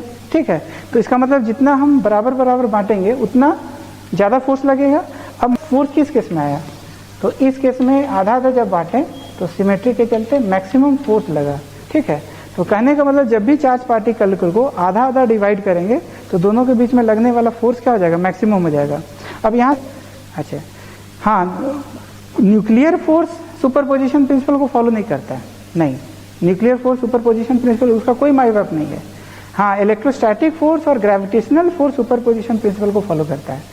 ग्रेविटेशन में भी अगर हम लोग ये करते हैं ना, तो दो मास को अगर मान लो 10 kg का रहता तो 5-5 kg करेंगे तो आधा आधा डिवाइड करेंगे तो दोनों के बीच में लगने वाला फोर्स क्या होगा, मैक्सिमम होगा। ठीक है, तो इस टाइप का याद रखना, सिमेट्रिकली अगर डिवाइड करेंगे तो maximum force will be exerted on one body due to other body, या one particle due to other particle. बोल क्लियर है?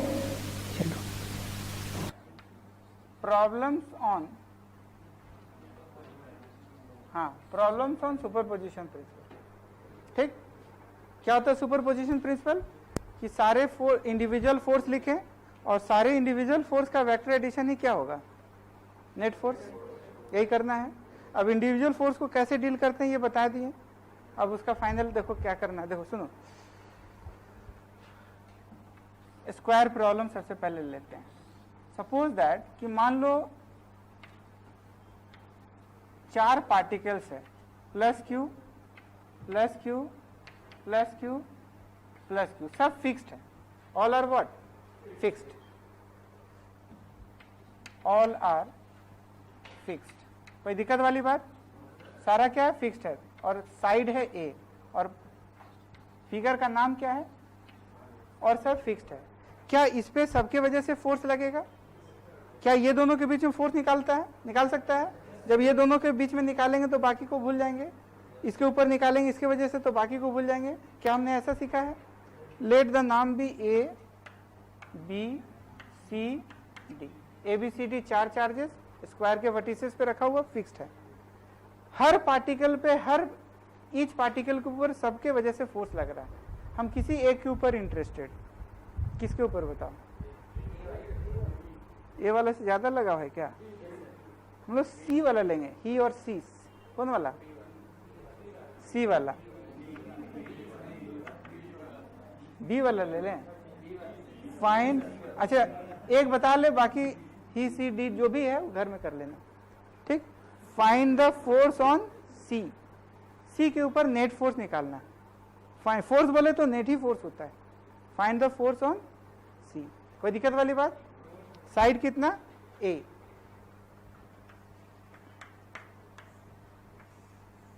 सबसे पहले इंडिविजुअली लिखें क्या क्या चार्ज है बताओ। पहले देखो कैसे करना है, उतारेगा नहीं, पहले देख लो कैसे बनाया था। Plus Q plus Q plus Q और प्लस क्यू, नाम क्या, ए बी सी, सब आपस में फिक्स्ड है, सब टोटल चार्जेस जहां भी है वो फिक्स्ड है। क्या सी के ऊपर डी के चलते लगेगा फोर्स, दूरी कितना, अरे बोलो, तो बोल सी के ऊपर डी के चलते जो मैग्नीट्यूड पार्ट होगा वो क्या होगा, के Q1 Q2 बाय, अरे बोलो, के Q1 Q2 बाय, तो के Q1 Q2 Q into Q, Q square by what, A square. ये मैग्नीट्यूड पार्ट हम लोग लिख दिए, और डायरेक्शन लिखे लॉजिक से। लॉजिक बोले तो ये प्लस है, ये प्लस है, हम किस पे फोकस करें, सी पे, जिस पे निकालना है सिर्फ उसी को देखे, बाकी को भूल जाए। अगर सी के ऊपर डी के चलते निकालेंगे तो ये अगर ना रहता तो कितना होता, तो जितना ये है तो जितना फोर्स लग रहा है, ना रहता तो भी उतना ही होता है, सिर्फ नेट फोर्स पे चेंज होता है, इंडिविजुअल फोर्स पे चेंज नहीं आता। कौन सा बात ये वाला है, फोर्स ऑफ अट्रैक्शन और repulsion between the two charge particle does not depend due to presence और absence of other charge particle near by it. बोल क्लियर? तो ये मैग्नीट्यूड पार्ट आया के क्यू स्क्वायर बाय, डायरेक्शन देखो क्या हुआ, रिपल्सन की अट्रैक्शन, राइट की लेफ्ट, राइट की लेफ्ट, डल रिस्पॉन्स, राइट की left, very good, F C. ठीक, डायरेक्शन में मान लो कि हम इसको एक्स एक्सिस ले रहे हैं, इसको y एक्सिस ले, बोल क्या लिखेगा? सबको बोलेगा? हाँ बहुत बढ़िया, आई कैप। मैग्नीट्यूड पार्ट लिखें और डायरेक्शन पार्ट लॉजिक से। कैसे?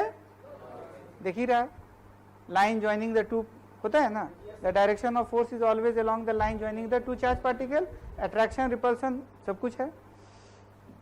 FCB, बोल क्या लिखेगा? सबको बोलेगा? बोलो बोलो बोलो। K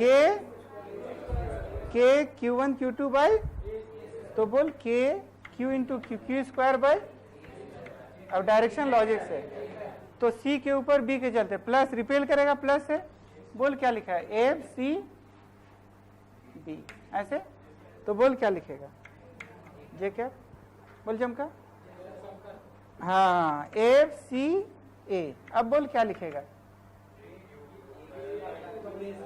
बोलो बोलो बोलो। हाँ KQ बाई, ये दूरी कितना?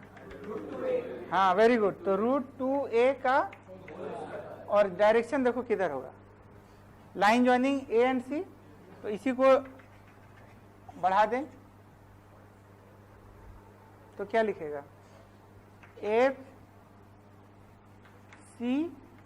बोल क्लियर? और ये कितना एंगल? तो क्या इसको कंपोनेंट में लिख सकते हैं? तो इसका बोल कंपोनेंट किधर किधर जाएगा? प्लस आई कैप की माइनस आई कैप, प्लस जे कैप की माइनस जे कैप, तो प्लस आई कैप वाला कौन वाला? कॉस वाला, तो cos 45 degree I cap plus sign 45 degree, cos 45 degree कितना? तो क्या हम 1/√2 आई कैप लिख सकते हैं? क्या लिख सकते हैं? 1/√2, ये कॉस 45 का वैल्यू हो गया, cos 45 degree I cap plus cos sine 45 degree, तो बोल क्या लिखेगा? क्या ये चमका है? ये कॉस 45 डिग्री आई कैप और ये साइन 45 डिग्री, नहीं ये वेक्टर का इसके साथ 45 बना, जिसके साथ थीटा उधर कॉस, कॉस के परपेंडिकुलर में साइन, सभी रिजोल्यूशन का कंपोनेंट और मेन वेक्टर सब एक ही प्लेन में होना चाहिए, जितना क्राइटेरिया सब फॉलो होना चाहिए। कोई दिक्कत वाली बात? देख अब क्या होता है, अब और भी फोर्स लगेगा क्या? इसके ऊपर कितना फोर्स? 4 फोर्स कि 3 फोर्स? 4 पार्टिकल है तो 4 फोर्स नहीं होगा, अपने ऊपर कोई फोर्स दूसरे से लगेगा नहीं, तो बोल क्या लिखेगा? FC, क्या लिखें? FCD, फिर बोलो, अरे बोलो F, फिर बोल, कोई कष्ट वाली बात? अब इसको जोड़ दो, देखो लिख दें कि जोड़ दें डायरेक्ट? देखो KQ square by A square I cap, KQ square by √2a है ना, 2a स्क्वायर, और ये तो बोल क्या लिखेगा? लिख दे, पहले लिख देते तो KQ square by A square I cap, हाँ देखो दिल की बात दम बता रहा है, KQ square A square by I cap, फिर बोलो बोलो बोलो बोलो, KQ square by A square J cap, फिर बोल KQ square by 2a square, हाँ 1/√2 आई कैप प्लस 1/√2, क्लियर? अब एक ही जाति का कौन कौन? I cap, KQ square by A square बाहर आएगा तो क्या बचेगा? देखो यहां बचेगा आई कैप, और यहां क्या बचा? A स्क्वायर बाहर आया तो 1/2√2, 1 प्लस, हाँ क्या बचेगा? 1/, ऐसे सोच लो, फिर उतना ही ये वाला भी है, तो बोल क्या लिखेगा? 1 प्लस 1/2√2, क्या ऐसे? कहाँ दिक्कत? कोई दिक्कत वाली बात? अब ये वेक्टर को प्लॉट कर सकता है, अब देखो जितना कंपोनेंट x वाला है उतना ही, अब यही नहीं, प्लॉट द वेक्टर ऑलवेज, क्या करें? प्लॉट द वेक्टर, वेक्टर को प्लॉट करें, क्या करें? वेक्टर को प्लॉट करें, बोल क्या करेगा? प्लॉट करें। कैसे प्लॉट होता है? ये क्या है? प्लस आई कैप, पहले इसके लिए x बनाना होगा, y बनाना होगा, कोई दिक्कत वाली बात? बोल क्या लिखेगा? जो भी है देखो इधर क्या आया, के Q square by A square, बोल क्या 1 प्लस आई क्या, कहाँ दिक्कत? फिर दूसरा बोल, उतना ही मैग्नीट्यूड का कि कम की ज्यादा, तो बोल क्या लिखेगा, के क्यू स्क्वायर बाई फिर क्या, और क्या दोनों इक्वल मैग्नीट्यूड का है? अब क्या बताएं, पैरेललोग्राम। पैरेललोग्राम बनाने का तरीका कैसे बताते हैं? इसका हेड ये है, इसका हेड है। अच्छा, रिजल्टेंट कौन सा क्वाड्रेंट में जाएगा? इसके हेड से इससे पैरेलल बना, इसके हेड से इससे पैरेलल बना, तो यहाँ एक रेक्टेंगल बना, बोल सकते स्क्वायर भी बना। क्या बना? तो डायगोनले ये जो रेक्टेंगल या जो बना, ये पैरेललोग्राम जो बना, इस पैरेललोग्राम का जो डायगोनल होगा वही विल बी व्हाट, रिजल्टेंट। तो ये रिजल्टेंट भाई साहब ऐसे चला गया, नहीं चमका, कहाँ दिक्कत? यही डायगोनले विल बी क्या, रिजल्टेंट। अब ये दोनों वेक्टर आपस में कितने एंगल पे? बोलो बोलो बोलो। तो नेट फोर्स का मैग्नीट्यूड अगर लिखने के लिए बोला जाए तो बोल क्या लिखेगा? अब इसका मॉड और इसका मॉड, तो ये दोनों वेक्टर आपस में 90 डिग्री पे, तो पहले ये कॉमन निकाल ले क्या, तो देख क्या होगा, के Q square by A square, दोनों में 1 प्लस 2√2 बाहर है, निकाल लेंगे, तो बोल क्या बचेगा, आई कैप प्लस, ऐसे जितना मैग्नीट्यूड आई कैप का उतना ही मैग्नीट्यूड, तो रिजल्टेंट कितना बनाएगा बोल दे, 45। कितना बनाएगा? ऐसे ये जो डायगोनल है वो बड़े वेक्टर के साथ छोटा एंगल और छोटे वेक्टर के साथ बड़ा एंगल बनाता है, ये क्लास 11th में पढ़े थे सारा, ठीक है, वेक्टर का कहानी। अब देखो ये करेगा तो देखो क्या आएगा, ये तो बाहर आ जाएगा, तो यहाँ बचेगा 1, यहाँ बचेगा, तो अंडर रूट देखो क्या लिखेगा, आई का कोफिशिएंट का स्क्वायर प्लस जे का कोफिशिएंट का स्क्वायर, तो क्या बचेगा 1 प्लस 1 2, तो √2 ये वाला पार्ट हो गया, बाकी ये कॉमन हो गया। अरे यार पता नहीं सर क्या पढ़ा रहे हो, है ठीक है नहीं, तो बोलो क्या लिखेंगे, के Q square by A square और 1 प्लस 1 बाई 2√2 सब में बाहर, अंडर रूट आई का कोफिशिएंट का स्क्वायर प्लस, तो अंडर रूट 1 का स्क्वायर प्लस 1 का स्क्वायर, तो बोलो क्या आएगा √2। बहुत बढ़िया, तो क्या आएगा, के Q square by A square, clear. अब इसको सॉल्व करो, √2 से √2 गया, तो यही रिजल्टेंट का मैग्नीट्यूड पार्ट आया, चमका है। अरे बोलो, अब मान लो क्या देगा, देखो अगर मान लो प्लस क्यू के जगह 5q दे दे, बोल बनेगा, यहाँ 9q दे दे बनेगा, यहाँ 7q दे दे बनेगा, यहाँ 3q दे दे, प्लस में कुछ हो दे दे, बोल बनेगा कि नहीं बनेगा? हमको आई कैप जे कैप का कहानी आना चाहिए, क्लियर। अच्छा ये प्लस की जगह माइनस देता, तो ये माइनस देता तो क्या होता, तो ऊपर के जगह क्या लिखते हैं, तो प्लस जे कैप की जगह क्या होता। अरे क्या खास बात है रे, कोई दिक्कत वाली बात? हम चाहे तो 5-6 प्रॉब्लम इसी पे सलट दें, लेकिन टाइम वेस्टिंग हो जाएगा, अभी बनाना है, ठीक। होमवर्क में तो आईपीएल चलेगा, नहीं चलता है कि नहीं है?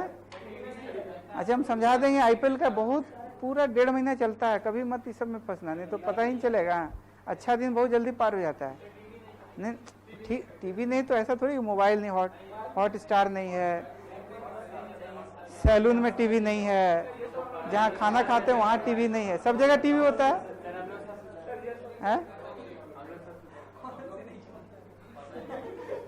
ठीक है, ईमानदारी से उसको बताना, एकदम टाइम ले ले करके, हड़बड़ी नहीं है, एक सीख लेगा कैसे, बाकी हम कुछ भी चार्ज खाली बदलेंगे ना यार, टोटल ड्रामा तो वही होगा ना, टोटल ड्रामा। बाकी देखो खाली हम चार्ज चेंज कर रहे थे,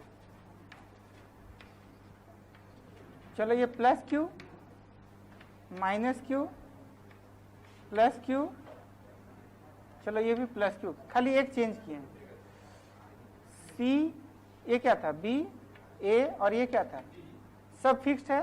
साइड का लेंथ कितना, ए, साइड का लेंथ ए, और ऑल आर क्या, फिक्स्ड, और शेप का नाम क्या, स्क्वायर। क्या निकालना, फाइंड नेट फोर्स ऑन किसके ऊपर, एकदम ईमानदारी से बता बना। तो मैग्नीट्यूड लिखे और डायरेक्शन कैसे, लॉजिक से।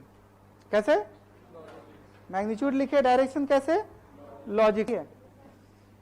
क्या लिखें, के Q square by A square, और क्या लिखेंगे, सबका आया, अरे बोलो, सी के ऊपर लिखो, ये सी के ऊपर किसके चलते, बी के चलते था ना, अब सी के ऊपर लिखो डी के चलते, सब कोई लिखेगा फटाक से।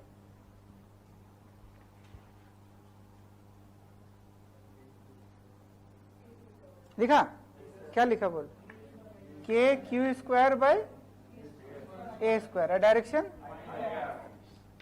F C D. हाँ बोल, क्या लिखेगा, प्लस आई क्या, ये कितने का सही, हाथ उठा तो, आए सबका, कोई दिक्कत वाली बात, तुम्हारा बालक पीछे आया। अब लिखो सी के ऊपर ए के चलते,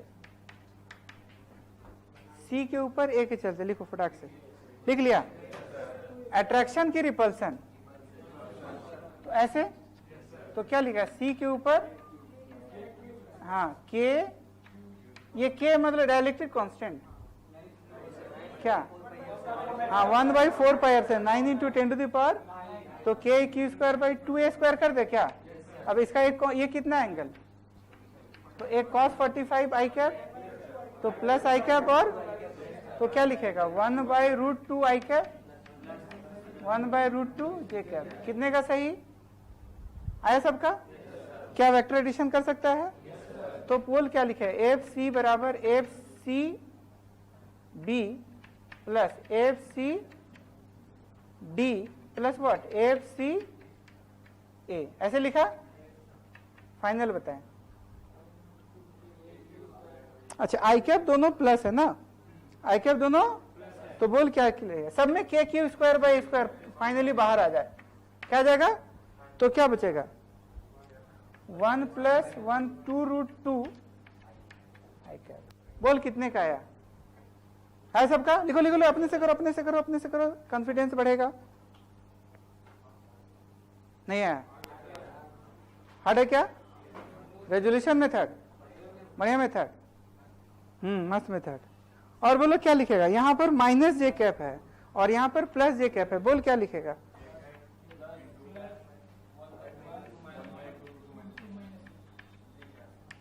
ले आया, अरे यार क्या इसको प्लॉट कर सकता है, यस और नो, प्लॉट कर सकता है, खत्म, यही आंसर। अब यहां पर मान लो -q की जगह -8q दे देगा, क्या दिक्कत है रे, क्योंकि भाई 3D का प्रॉब्लम हो जाएगा, तो भी आसानी से बन जाएगा, बहुत आसान है। पहले पोजीशन वेक्टर वाला देखो होता था क्या, कि अगर मान लो दो पार्टिकल होता था 1 और 2, मतलब ये q1 और ये q2, इसका कोऑर्डिनेट x1 y1 z1, इसका क्या लेते थे x2 y2 z2, ऐसे ना। तो अगर हम 2 के ऊपर लिखते थे 1 के वजह से फोर्स, 2 के ऊपर, तो बोल क्या लिखते थे, यहाँ के q1 q2 बाई 4 पाई, अच्छा वो ये हो जाएगा। और यहाँ पर डिस्टेंस का क्या करते थे, क्यूब, अरे यार डिस्टेंस का, अच्छा जब हम 2 के ऊपर लिख रहे थे तो पहले कोऑर्डिनेट किसका लिखते थे, q1 का, तो फिर क्या होता था x2 माइनस x1, बोलो बोलो बोलो आई कैप, फिर बोलो क्या लिखते हैं y2 माइनस y1 जे कैप, फिर z2 माइनस z1 जे कैप, कोई दिक्कत वाली बात, ऐसे होता था क्या, ये चीज यहां पर भी होगा। अब बिल्कुल तुम्हारे ऊपर है, कोऑर्डिनेट मानना तुम्हारा काम, किसी को भी ऑरिजिन ले सकता है, इसको भी ऑरिजिन मान सकता है, सब में बिल्कुल सेम आंसर आएगा, इसमें शक वाली बात नहीं है। अब तुम ही बता दो किसको ऑरिजिन लेके बना दे, तुम ए को भी ऑरिजिन लेके बना सकता है, सी को भी ले, बोल किसको, ए को ले लें, सी में भी उतना ही आंसर आएगा, ये घर में जाके चेक करना, बिल्कुल सही सही खाली लिखने आना चाहिए। क्या बोला बालक, ए को ऑरिजिन मान ले, चलो माना, तो इसका कोऑर्डिनेट, तो इसको x मान ले क्या, इसको y मान ले क्या, देखना अब ऑरिजिन, तो इसका कोऑर्डिनेट 0 0, इसका कोऑर्डिनेट बोलो a, 0, क्या होगा इसका बोल फटाक से a, a, आता है ना ये सब लिखना, बोल इसका कोऑर्डिनेट क्या 0, अब हम किसके ऊपर निकाल रहे हैं c के ऊपर, किसके चलते, तो यहाँ 2 क्या है c, 1 क्या है, तो पहले कोऑर्डिनेट किसका लिखें, तो c के ऊपर a के चलते, तो k q1 q2 q square by नीचे में बोल क्या था डिस्टेंस का क्यूब, स्क्वायर नहीं था भाई साहब, क्या था, तो व्हाट इज ये दोनों के बीच में डिस्टेंस, तो √2a का क्यूब, क्या है √2a का क्यूब, फिर किसका कोऑर्डिनेट पहले लें c का, फिर किसका, तो a माइनस 0 आई कैप, तो बोलो a माइनस 0 आई कैप मतलब क्या, फिर क्या लिखेगा a माइनस 0 जे कैप, तो बोल क्या लिखेगा, अरे हे। देख क्या आया, a बाहर निकालेगा, a बाहर निकालेगा तो k q square by √2a कितना बार, 3 बार, तो √2 क्या लिखेगा 2√2a क्यूब, फिर a बाहर, तो बोल क्या आई कैप प्लस, कोई दिक्कत वाली बात, देख एक कटेगा तो कितना आएगा,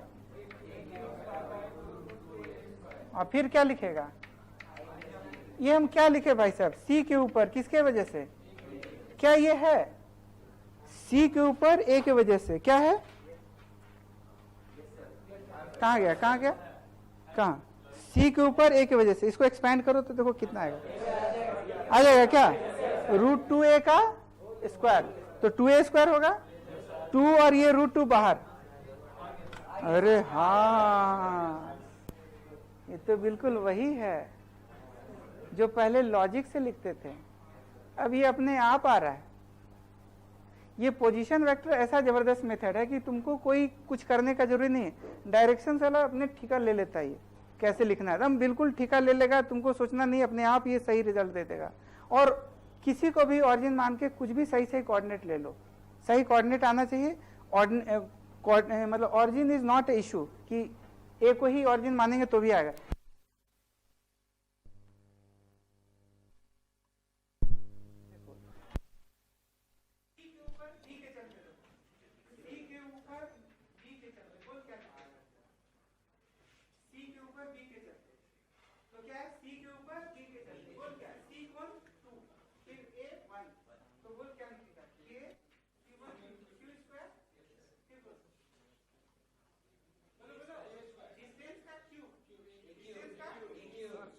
कोऑर्डिनेट किसका लिखेगा c का, फिर किसका पहले किसका c का, फिर किसका b का, तो देखो a माइनस a 0 खत्म, फिर a माइनस 0 क्या बचा, कोई दिक्कत वाली बात, यहाँ से यहाँ कटेगा तो क्या है a q square by a square, ठीक है, क्या देखो c और b वही है, कहाँ c और b, अरे यार नहीं है, नहीं आ गया ना।